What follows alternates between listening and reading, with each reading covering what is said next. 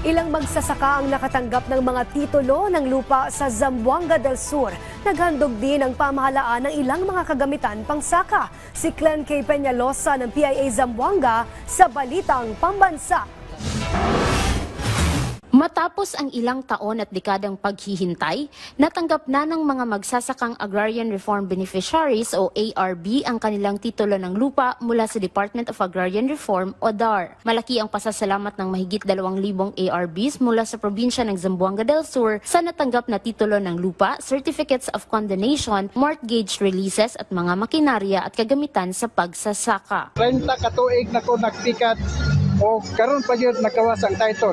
Dako kay kong kalipay tungod sa atong programa sa gobyerno, sa atong presidente, na amo na gyud nga yuta.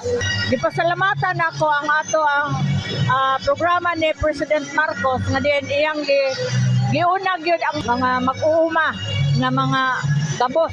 Pinangunahan mismo ng kapatid ng Pangulo na si Senator Amy R. Marcos ang province-wide distribution kasama ang mga kinatawan ng DAR. 52 years naghintay para sa mga titulo na limpyo pero nagawa rin. Hindi solusyon ang sabi nila pero ang totoo, tayo ang solusyon.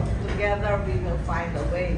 Ayon sa Senador, ito na ang handog na regalo ng Administrasyong Marcos sa mga magsasaka sa Zamboanga del Sur. Ang aktibidad na ito ay isang patunay ng dedikasyon ng pamahalaan na suportahan ang mga magsasaka at paunlarin ang agrikultura sa probinsya ng Zamboanga del Sur.